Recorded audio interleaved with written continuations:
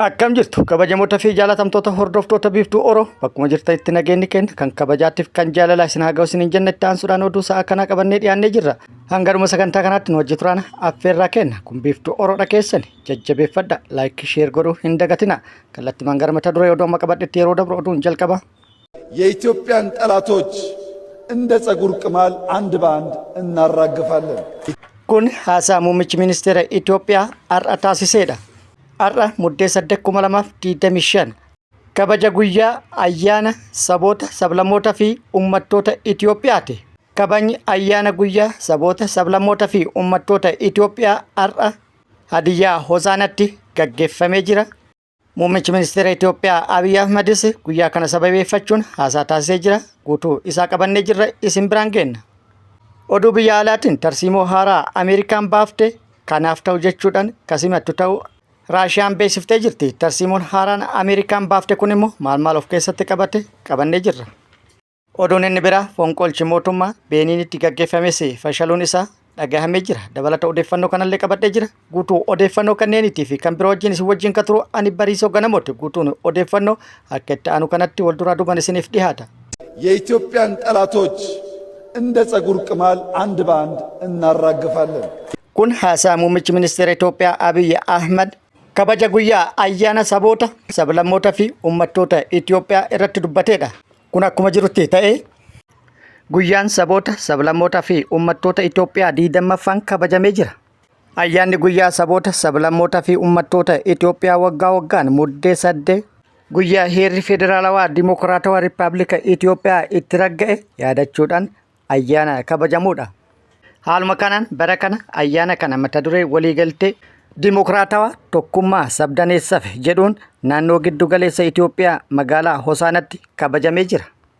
Ayyaanni kun dirree kubbaa miilaa yaadannoo eebu'ee irsaamiif ijaarametti sirna ho'aan kan kabajame yoo ta'u sabaa fi sablammoonni kuma hedduun lakkaa'aman irratti hirmaatanii jiru.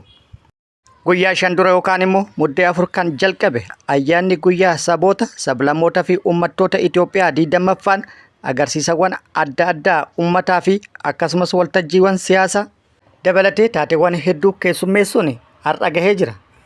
Guyyoota 4 dabranis sagantaa garaagaraatiin moggaasuun sagantaan garaagaraa keessatti raawwatamaa turee jira. Guyyaan ayyaana saboota sablammootaa fi akkasumas uummattoota Itoophiyaa 21ffaan Oromiyaaf kennamee jira. Naannoo Oromiyaa magaalaa Jimmaatti kan kabajamu ta'ulleen beeksifamee jira.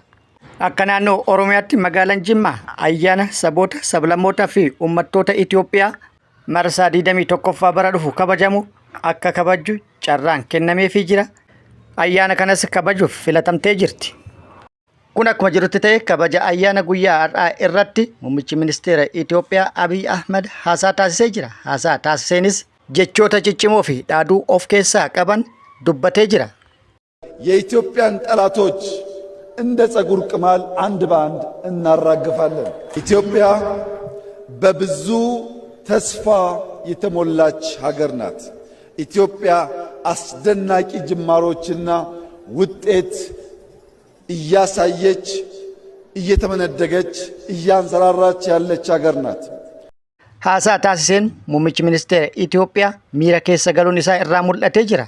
Akkuma viidiyoo kanarraa argitanitti yeroo dubbatu doorsisuuf yookaan dhaadatuun irraa mul'atee jira.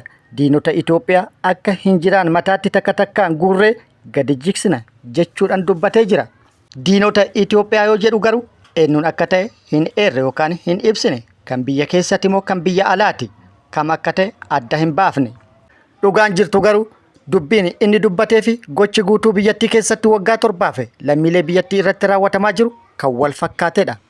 Kan beekamuu qabu garuu lammii biyya tokkoo ta'ee namni ilaalcha siyaasaa garaagaraa qabaachuu danda'a. Lammiileen biyya takka ilaalcha garaagaraa biyya tokko keessatti qabaatan inni tokko diina biyyaatti jedhamee farrajamuun waan hin fakkaanneedha. Garaagarummaa ilaalchaa jiru mariidhaan furuudhaan gara tokkotti dhufuun osoo danda'amu afaan qawweetiin isa tokko gama ofiitti fiduun waan hin danda'amneedha. Waggaa 7 Oromiyaa keessatti wanti ta'aa jiru tokko tokkoon akkuma jedhame akkuma hin jiraan mataa ilma namaa guuranii haleelanii ajjeesuudhaan badhee irratti gatuudhaan awwaalallee dhooguudhaan seenaa hin taane biyya irratti galmeessuun itti fufee jira. Dhugaan jirtummoo kana dhaadachuun ammallee kaafee ajjeesuu fi karoorfachuun dhaabbate rakkoo jiru mariidhaan furuun yookaan immoo mariidhaan furuuf of qopheessuu fi mariidhaan rakkoof furmaata kaa'uun filannoo hin qabne ta'uu beekuudhaan muummichi ministeera Itoophiyaa akka biyyaatti nagaa buusuun isarraa eegama.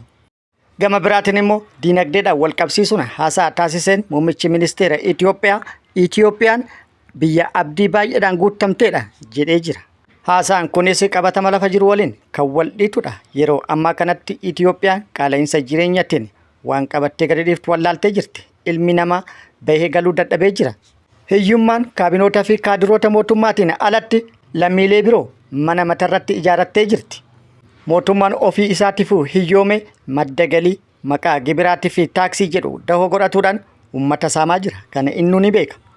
Birriin biyyattii baala taatee jirti. Doolaarri tokko har'a birrii 180 ol tahee jira.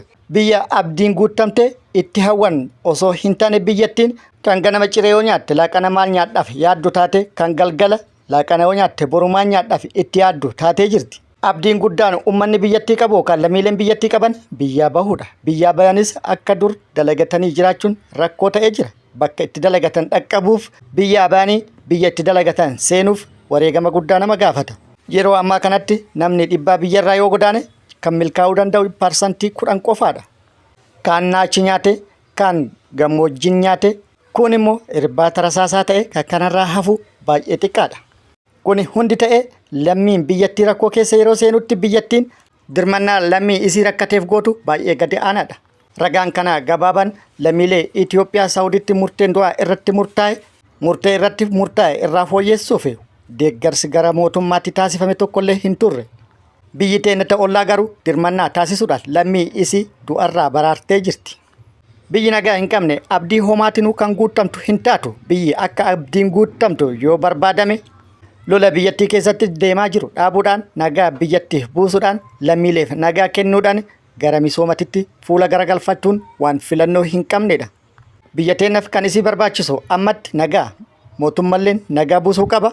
Kun immoo afaan qawweetiin tasuma hin yaadamu. Rakkoo jiru mariidhaan furuun waan filannoo hin qabne mootummaan mariidhaan rakkoo furuun dirqama isaati. Kun akkuma jirutti ta'ee guyyaa 2 dura barruun Ameerikaa tokko dhimma nageenya Itoophiyaatiin wal qabsiisee barreeffama qabatee ba'e tokkoon Itoophiyaan balaa bittinnaa'uutiif saaxilamtee jirti. Sadarkaa bittinnaa'u irra geettee jirti. Kana booda biyyattiin akka hin bittinnoofne yookaan barbaadamu taate sirna bulchiinsa irra jiru guutumaan guututti yookaan hundirraa jijjiiruun dirqama jedhee jira. Muummicha ministeera har'a haasaa taasise irratti aarii keessa galuu fi akkasumas miira aariitiin akka dubbatu kan isa taasise yookaan akka dhaadatu kan isa taasise barreeffama dhimma alaa Ameerikaa guyyaa 2 dura bahe kana jechuudhaan qaamonni garaagaraa yaada itti kennanii jiru. Oduun itti aanu oduu oolmaa Oromiyaati. Oduu oolmaa Oromiyaatti lolli Oromiyaa bakkoota garaagaraatti loltoota mootummaatiif waraana bilisummaa Oromoo gidduutti deemaa jiru akkuma itti fufetti jira.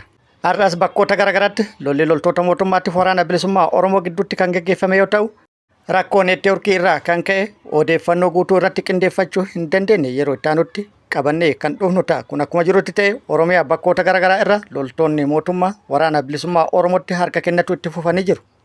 Har'as bakkoota garaagaraa 3 irra loltoonni mootummaa 6 hidhannoo guutuu wajjin gara mooraa waraana bilisummaa Oromoo dhufanii jiru. Waraanni bilisummaa Oromollee simannaa ho'aa taasisuu fi beeksisee jira. Oduu biyya alaatiin tarsiimoon nageenya Ameerikaa haaraan kaayyoo koo waliin kan deemu jetti Raashiyaan. Tarsiimoo nageenya Ameerikaa haaraa keessaa qabxiileen muraasni dhiibbaa humnoota alaa qolachuu, godaansa hambisuu, odeeffannoo daangessuu, gamtaa Awurooppaatiin himatamuu diduu. Isaaniin kunneen qabxiilee dursi kennamuuf jedhamee jira. Akkasuma sananni fuula 33 torbee kana bulchiinsa USA'n ifa ta'e kun Awurooppaa kufaatii qaroomina ishee mudataa jiraachuu fi Raashiyaan US'tti balaa akka hin taane agarsiisa jedhamee jira. Raashiyaan immoo tarsiimoo haaraa nageenya biyyoolessaa pirezidaanti Doonaald Tiraamp dhiyeesse kaayyoo Mooskootiin kan wal simu jechuudhaan akka walii galuu fi kan simatu ta'uu ibsee jira. Gama biraatiin immoo qondaaltonni Awurooppaa fi xiinxaltoonni garaagaraa tarsiimoo kana mormanii jiru. Gama biraatiin immoo jijjiiramni argaa jirru irra jireessi isaanii mul'ata kennan kan wal siman jechuudhaan dubbi himaan Kirimiliin yookaan immoo Raashiyaa Dimiitirii Paaskoov gaaffii fi deebii eejensii oduu mootummaa Raashiyaa taasise irratti dilbata kaleessaa taasiseen himee jira. Kan akka tarkaanfii gaariitti ilaalla jettee jirti Mooskoon. Tarsiimoon kun dhimma Raashiyaa ilaallatu irratti afaan tolaa fayyadama. Kun immoo ejjennoo US Mooskoo irratti qabdu kan laaffisu jechuudhaan qondaaltonni gamtaa Awurooppaa yaaddoo qaban ibsanii jiru. Keessumaa yeroo waraanni Yuukireen akka dhaabbatu dhiibbaan godhamaa jiru kanatti jedhanii jiru. Oduun inni itti aanu mootummaan Beeniin loltoota fonqolcha mootummaa gaggeessuuf turan to'achuu isaa beeksisee jira. Biyya Afrikaa lixaa kan taate Beeniinitti loltoonni biyyattii pirezidaantii Beeniin Paatiriis Taaloon taayitaa irraa fonqolchina jechuudhaan televezyiinii biyyattii irratti erga labsanii booda mootummaan Beeniin yaala fonqolchaa kana hambisuu isaa ibsee jira. Maddeewwan raayyaa ittisa biyyaa fi akkasumas nageenya mootummaa Beeniin akka ibsanitti yaalii fonqolcha mootummaa Beeniin sanbata yookaan muddee 8/2025 taasifamee ture hordofee loltoonni hedduun to'annaa jala ooluu isaanii himanii jiru. Pirezidaantii Taaloon ebla dhufu kana taayitaa biyyattii dabarsanii kennuuf wayita qophaa'aa jiranitti yaaliin fonqolcha mootummaa kan gaggeeffame ta'uun ibsamee jira. Pirezidaantiin biyyattii turtii waggoota 10 Beeniin gaggeessan keessatti diinagdeen biyyattii fooyyessuu garuu rakkoon nageenyaa kan hammaate ta'uun beekamee jira. Kun akkuma jirutti ta'e dilbata tare loltoonni waraana Beeniin waliigaluun koree waraana lafaa hundeeffamaa jedhaman walgahuun televezyiinii biyyattiitiin pirezidaantii Taaloon akka taayitarraa kaafaman murteessineerra jechuudhaan ibsa baasanii turan. Isaan ibsa kana baasanis yaaliin fonqolcha taasifamee ture fashaluun isaa beekamee jira. Kabajamoota fi jaalatamtoota hordoftoota biiftuu Oroo oduun ammaaf qabadde kana hanga ammaa kana guutuu oduu wajjin kan ture ani Bariisoo Ganamooti. Hanga yeroo itti aanutti deebinee wal agarrutti nageenyi Rabbi isiniif haa baay'atu. Nagatti nu turaan immoo hawwii kennaa nagatti nu turaa.